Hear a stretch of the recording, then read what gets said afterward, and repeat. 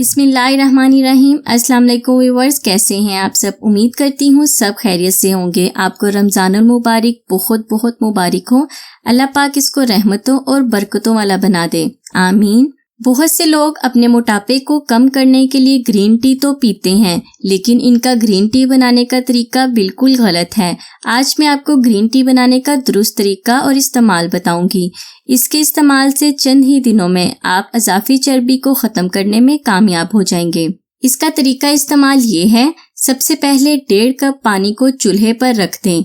जब पानी गर्म होना शुरू हो जाए तो उसके अंदर 1 टीस्पून खुली ग्रीन टी का डाल दें, जो कि बाजार से आराम से मिल जाती है, और इसके अंदर 1 दालचीनी का टुकड़ा, 1 अदद इलायची भी डाल दें। अब इसको पका लें।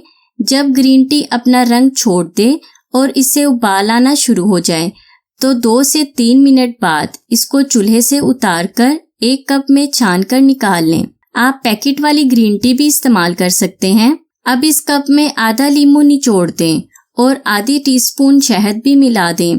ध्यान रहे, आपने इसमें चीनी बिल्कुल भी नहीं डालनी, चीनी की जगह शहद का इस्तेमाल करना है। और अब आपने इस ग्रीन टी को, जैसा कि रमज़ान चल रहा है, तो आप इसको अफ्तार के बाद चाय की जगह पी लिया करें। एक तो आपने ये ग्रीन टी पीनी है अफ्तारी के बाद, और दूसरा आपने सोने से पहले थोड़ी सी चहलकदमी लाजमी करनी है।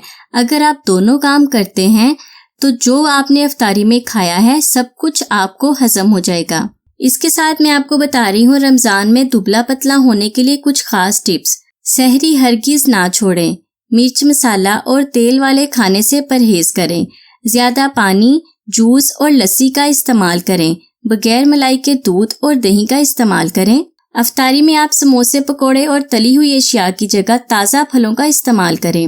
रोज़ा रखकर सारा दिन बिस्तर पर पड़े रहने की जगह चहलकदमी करते रहें। कोल्ड ड्रिंक और बाजारी मशरूबात का इस्तेमाल बिल्कुल छोड़ दें। इसकी जगह ताज़ा फलों का जूस बनाकर पिएं।